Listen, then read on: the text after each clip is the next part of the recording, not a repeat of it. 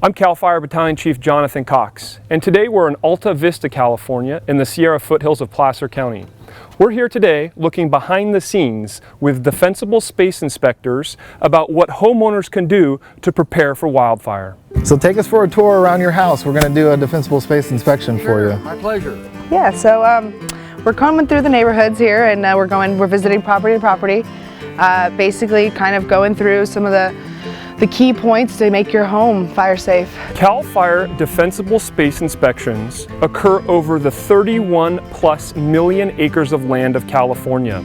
If you live in these state responsibility lands, also known as SRA, you can expect one of hundreds of Defensible Space Inspectors to visit your property to help see how you can prepare for wildfire. So if you can see on the roof, we've got the needles, right? And we would consider that flash fuel. Embers, you know, they can travel up to a mile. Yeah, I'm gonna get those off. Yeah, and then the next thing is the overhanging limbs. 10 feet up from the structure, and then as well as 10 feet out. And as long as you get those limbs back, you're in good shape.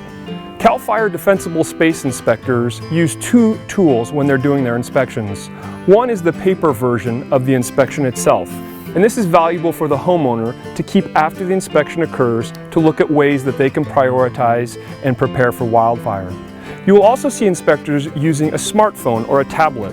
And what this is for the information to be received back at a database for firefighters to use after a fire starts so that they have some information at your home. This might be something like a pool or a fire hydrant or an area where they can take safe refuge. It's just another example of Cal Fire using the latest technology to both prevent and respond to wildfires.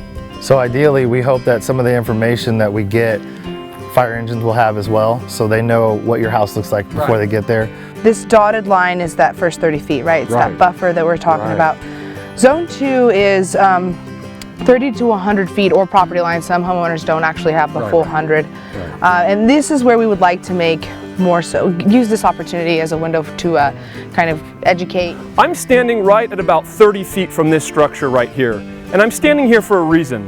Because 30 feet indicates Zone 1 versus Zone 2 of the Defensible Space Inspection. Zone 1, from here to the structure, is an area that we want to keep most clear of dead and dying materials and flammable fuels. Outside of Zone 1 or beyond 30 feet, what we consider Zone 2, we also have restrictions for preventing wildfire, but they're just not as restrictive as inside that 30-foot line. Remove flammable vegetation, which would be the needles and the dead surface fuel, and items that could catch fire, which are adjacent to or below combustible decks, balconies, and stairs pursuant to 4291. So that would just include the stuff underneath there. Being that it's directly under your balcony, that would be a concern that I would put higher on the priority list. And that's why we say it's as much education as it is, you know, anything else. So that for people that have been working on it like you have, you know what else you need to finish. One area of particular concern within Zone 1 is any decking material or exposed decks around a structure.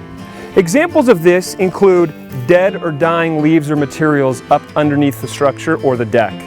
Secondarily, any type of wood pile that A is near the structure or B close to being underneath a deck can serve as really a path and a fuel bed for fire should there be a fire that comes through here.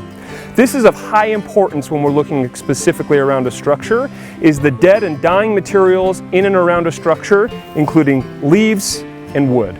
It's a great view, but if you get a fire that starts below you and makes a run up the hill, it's going to throw embers up and over your house and up in this area. So we just want to make it so that you have a good buffer when and if that happens. I'm standing in Zone 2, beyond 30 feet from the structure. What you'll notice behind me is a great example of a non-continuous fuel bed in the canopy of the trees.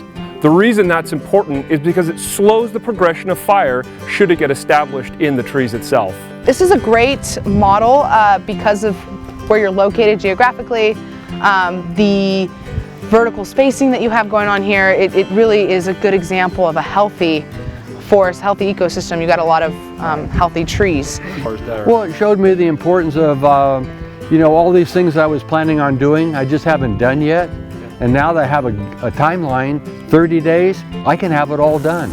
Perfect. I just haven't gotten to that particular spot. This is a continual project, but you know, it's therapy, it's good good hard work, and it makes me feel good when I'm done, and I sleep better at night. In 2017, we experienced some of the most deadly and destructive wildfires in California history.